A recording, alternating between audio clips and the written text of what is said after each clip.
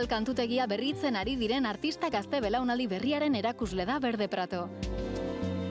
Etorkizunari begira sortzen du, baina iragana ahaztu gabe. Horregatik, Loraldia Festivalaren baitan emango duen kontzertuan, ez dira faltako Euskal Pop erradikala deituriko epean egin zituen euskal kantuen bertsioak. Bizitza ez dia bere azken proiektua ere taularatuko du.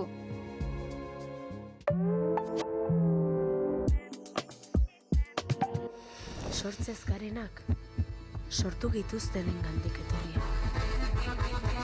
Amak erakutsi zidan. 2026ko korrika kulturalak Orion jarraituko du ostiral honetan. Amonak erakutsi zidan. Jada 30 urteko ibilbidea duen Arribil dantza taldeak euskal dantza emanaldi berezi bat eskainiko du Etxeluze gaztetxean. Baina isilaraz nahi gaituzte.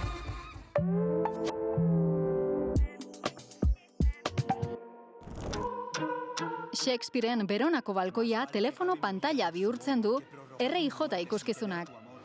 La Dramatika Errante konpainiak Romeo eta Julieta obra originala eta orainaldiko loturen arteko elkarrizketa plazaratzen du antzezlan honetan.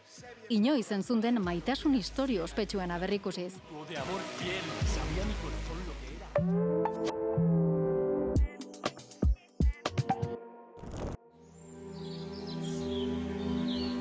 Amazonia kantzinako etorkizuna erakusketak lurraldearen, hirien eta Amazoniako komunitate indigenen aberastasun natural eta kultural izugarrian murgiltzen gaitu.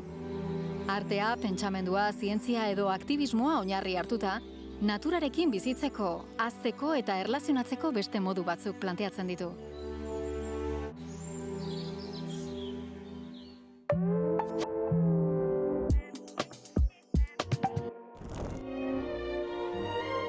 Abestu Euskadiko orkestrarekin bira bueltan da. Iruñean hasiko da ostiral honetan eta orkestrarekin batera abesteko prest dauden 100 ahots afizionatu baino gehiago bilduko ditu beste behin. Sarrera honen ondoren, Johannes Moser biolontxelo jotzaile alemaniarrak Schumannek 1859an konposatutako kontzertua interpretatuko du.